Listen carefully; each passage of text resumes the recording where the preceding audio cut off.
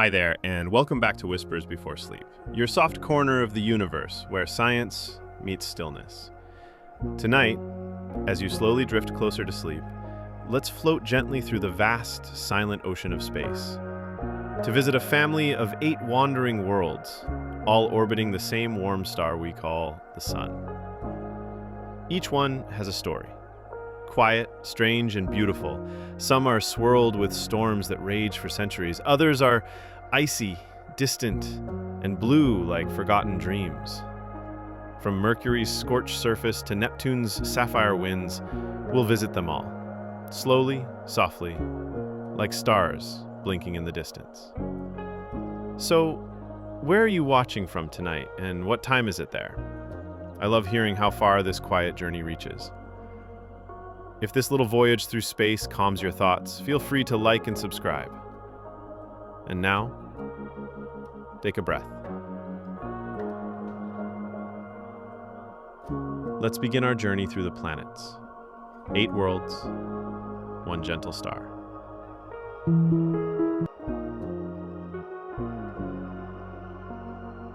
There was once a time, long, long ago, when everything was quiet in our little corner of the cosmos. There were no planets, no moons, no sun, only an ancient cloud. Cold, silent, invisible to most of the universe. It floated through space like a forgotten thought, stretching for light years. This was no ordinary cloud. It was made of the remnants of stars that had lived and died before us.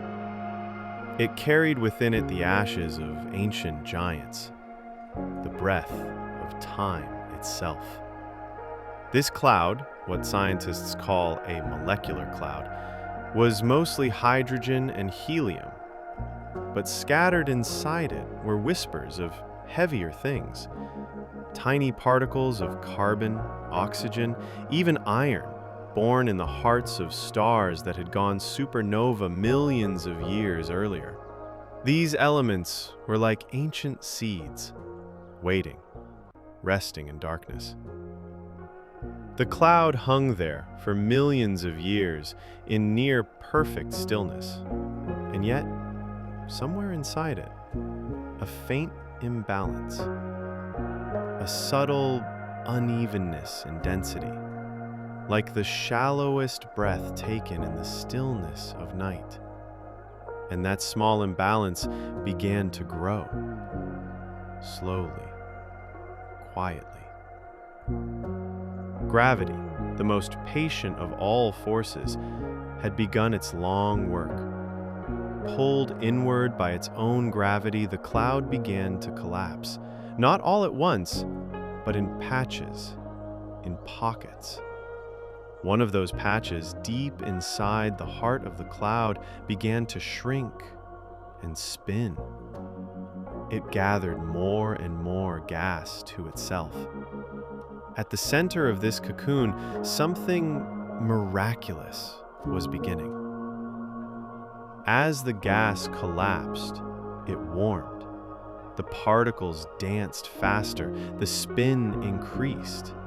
And in the very center of this quiet storm, a dense, glowing ball began to form. It wasn't yet a star, but it was something on its way to becoming one. We call this a protostar, the earliest whisper of a star's birth cry. Outside, the world remained quiet. The cloud kept swirling gently like a celestial blanket. The light hadn't yet broken through. But inside, inside it was a different story. Pressures were rising, temperatures climbed to millions of degrees, and finally, when the center became hot and dense enough, the moment we now call birth occurred. Nuclear fusion began. Hydrogen atoms, in the crush of gravity and heat, fused into helium, and in doing so, they released light. A soft, golden light at first, gentle, like the morning sun peeking over the horizon. that light began to push. Tiny grains of dust began to stick together. At first, these grains were smaller than sand, but as they collided gently, they clumped. Then those clumps met other clumps, and those grew into pebbles, then boulders, then mountain-sized objects. These became what we call planetesimals, the baby seeds of future planets. The disk was wide and full of potential. Closer to the sun, it was too hot for ice to survive, so the inner disk was filled mostly with rock and metal. Further out in the cooler regions, ice could remain. This difference would shape everything. It would decide which worlds would become small and rocky and which would grow into gas giants. But we're getting ahead of ourselves. For now, let us stay here at the birth of light. The soft moment when the sun first shone, quietly, gently pushing away the last traces of the cloud that had made it. From nothing but gas and dust, a star was born, and with it the promise of 8 planets, a solar system, and someday a little blue world with oceans and life and people like us who would look up at the stars and wonder, where did we come from? Tonight, as you lay in bed, let your thoughts drift back to that cloud, quiet and slow, collapsing under its own weight, until it gave birth to the light that warms us all. Breathe in and out, knowing that every atom in your body came from that same story. You are part of that cloud. You are made of stars. A gentle journey to the first 2 worlds, Mercury, the sun-scorched rock, and Venus, the veiled and stormy sister of Earth. Dear listener, you're still drifting through the quiet corridors of our early solar system. The light of our newborn sun now shines steadily in the dark, soft and golden, not yet intense. The dusty cloud that once spun around it is slowly transforming into a family of planets. From tiny particles and icy fragments to solid bodies now pulling themselves into round shapes, the first worlds are beginning to take form. Let's wander gently toward the center, closer to the warmth, closer to where the heat is strongest. Here, in the innermost regions of the disk, only the heaviest and most heat-resistant materials could survive.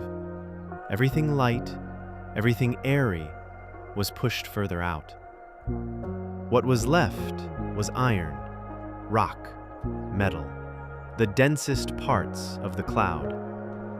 And from these came the first 2 children of the sun, Mercury and Venus.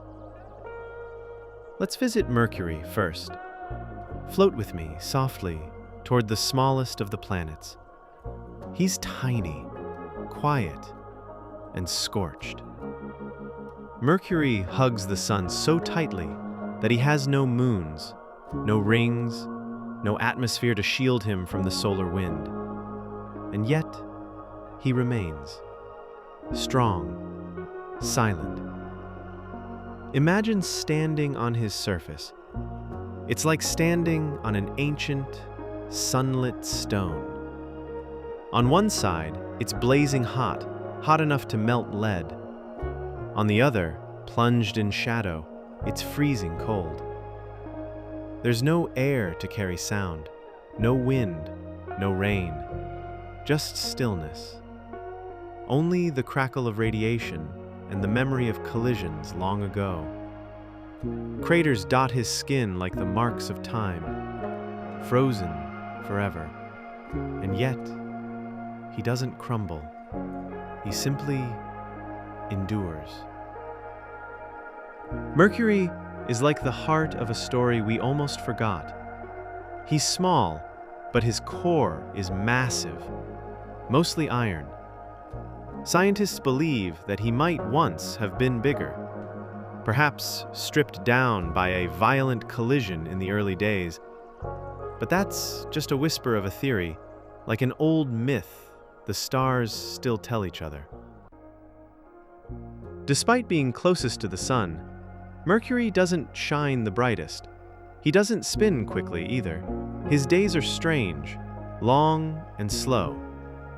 It takes 59 Earth days for just one spin, and 88 days to complete a trip around the Sun.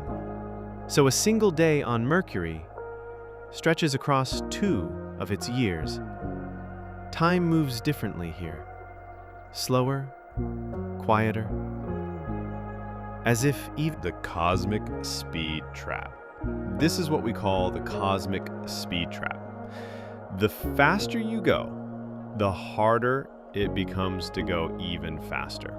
It's like running on a treadmill that gets steeper and heavier with each step. At first, you might sprint, but soon you're using every last ounce of strength just to inch forward. Eventually, the incline becomes so steep, no amount of force can push you further. And the speed of light, that's the edge of the treadmill. Vertical, infinite, untouchable. The trap is perfect because it's built into the laws of reality. Not mechanical, not external, but woven into the threads of time, space, and energy. And everything in existence obeys. Prushed the answer. Why can light travel so fast? You may wonder, if we can't move that fast, why can light? The answer is simple, yet subtle. Light has no mass. A photon, the tiny particle that makes up light, is born with 0 mass. This means it doesn't need infinite energy to move at light speed. It was created to move that fast. It never accelerates, it simply exists at the universe's maximum speed from the moment it begins. And here's where the dream deepens. Because from the photon's point of view, time doesn't exist. It is born and arrives at its destination in the same instant. There is no before or after for light. To us, it travels across the galaxy for thousands of years. To itself, it never even moved. Isn't that something to marvel at? Crush the firewall that time itself. The firewall that protects time itself. Now, imagine a world where things could travel faster than light. It wouldn't just be strange. It would be dangerous to the laws of physics. Because the speed of light is not just about speed, it's also about the order of cause and effect. If something could travel faster than light, it might arrive at a place before it left. Messages could be sent backward in time. Effects could happen before causes. Reality itself would fall apart like a broken clock. The speed of light, then, is not just a wall, it's a guardian. It keeps time flowing forward. It keeps events in order. It gives the universe structure and safety. It is nature's firewall, not to imprison us, but to preserve reality. Crush the acher, the trap. A soft limit, a gentle law. It might feel frustrating, this limit. We humans like to dream, to reach beyond, to break boundaries. But sometimes the boundaries are what make everything else possible. Without light's limit, there would be no stable atoms, no time to think, no space to breathe. A slow, loving walk through the one planet we call home, its delicate balance, breathable air, and the soft blue shimmer of oceans from space. Wanderer, you've come so far. Past the silent strength of Mercury, through the veiled beauty of Venus, and now, finally, we arrive at the third world, the one you know best, the one beneath your very feet. Tonight, we return home, to Earth. Close your eyes and imagine it from afar, from the quiet, dark stillness of space, not from the surface where we walk, but from high above. You are drifting, peacefully, hundreds of kilometers away, and before you is a blue marble, soft, glowing, spinning slowly in the endless dark. There's nothing quite like Earth in all the known universe, a fragile sphere wrapped in soft clouds, brushed with swirls of white, greens, and browns beneath, and vast patches of deep, endless blue. It shimmers, not with fire like the stars, but with something gentler. It shimmers with life. We call it home, but Earth is more than a home. It's a sanctuary, an oasis in a desert of silence. Let's begin at the very surface. Breathe in and imagine the air, the cool breeze, the lightness of oxygen filling your lungs. Most planets don't have air you can breathe, but Earth does. It has just the right mix: 78% nitrogen, 21% oxygen, a little carbon dioxide, a whisper of argon. A blend so precise, so balanced, it could be poetry. The sky above is painted in the softest blues, not because the universe itself is blue, but because sunlight passing through our atmosphere scatters across molecules of air, gifting us that gentle daytime hue. And at night, that same sky fades into blackness, lit with stars, while Earth sleeps beneath its own cosmic lullaby. Now imagine the oceans. Covering more than 70% of our planet, they are Earth's heartbeat. They pulse with tides drawn gently by the moon. They are calm and wild, quiet and powerful. They hold more secrets than we can know. Millions of species, undiscovered trenches, ancient currents that have flowed for millennia. Dip your thoughts into the waves. Let them carry you. Warm tropical seas, cold polar currents, shallow coral reefs, deep, dark abysses. Earth's oceans are a universe within themselves, and above them clouds drift lazily, shaping and reshaping the weather in slow motion. Let us wander now across the continents, from the golden deserts of the Sahara to the dense, breathing green of the Amazon rainforest, from the towering silence of the Himalayas to the rolling soft fields of grasslands and meadows. Earth is painted in textures, rock and soil, forest and frost. Each grain of sand, each leaf, each drop of dew has its place. But it's not just the land or the water that makes Earth unique, it's the life. No other planet, not yet, has shown us a single heartbeat, but Earth is full of them, from the smallest insects to the grandest whales, from roots that stretch through soil to birds that soar above the clouds.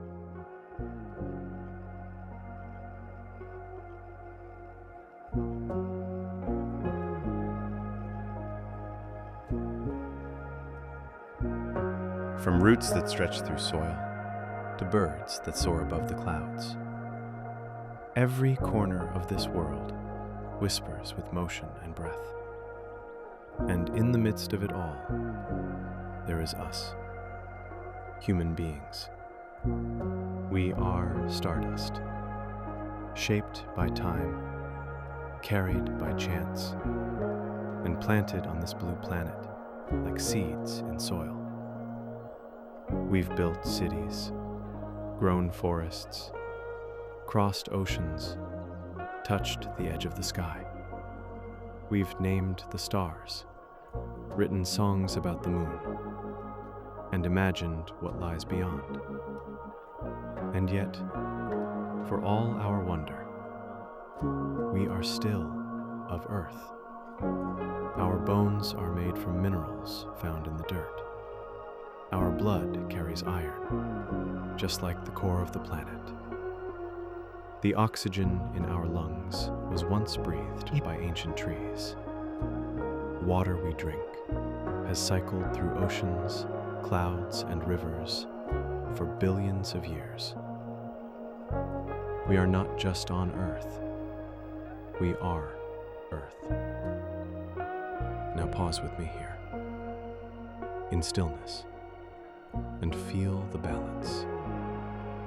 Earth's position in the solar system is just right. Not too close to the sun, not too far. In the Goldilocks zone, where water can flow and life can grow. The moon stabilizes our tilt, giving us seasons. The magnetic field, born from the spinning molten core, shields us from solar winds. The atmosphere keeps warmth in and danger out. It's all in balance. Not perfect, but harmonious, like a song with many instruments, each playing softly, creating something more beautiful together than they ever could alone. We live on a world that breathes. Forests inhale carbon dioxide and exhale oxygen. Oceans absorb the sun's heat and release it in rhythmic tides. The wind carries seeds, the rain carves valleys. Even in sleep, the planet turns, gently rotating, slowly orbiting, never in a rush. So many things had to go right for Earth to be what it is, and they did. Not with noise, not with force, but with gentle persistence. This world was never loud. It was never violent by nature. The violence came later, with time, with collisions, with life learning to grow through trial and change. But beneath all of that, Earth remains a calm, patient place. It teaches us how to rest. When the sun sets, the sky softens, the birds quiet, the stars emerge. As you begin to drift towards sleep tonight, let Earth hold you. Imagine you are floating just above it, looking down. The clouds are soft beneath you. The oceans sparkle with moonlight. The continents breathe a quiet rhythm. Everything is turning, slowly, peacefully, just like your breath. You are home. Not in a room, not in a country, but on a planet, alive, ancient, and gentle. Let that comfort settle into your bones. Let the breeze of Earth become the wind in your dreams. Inhale and exhale.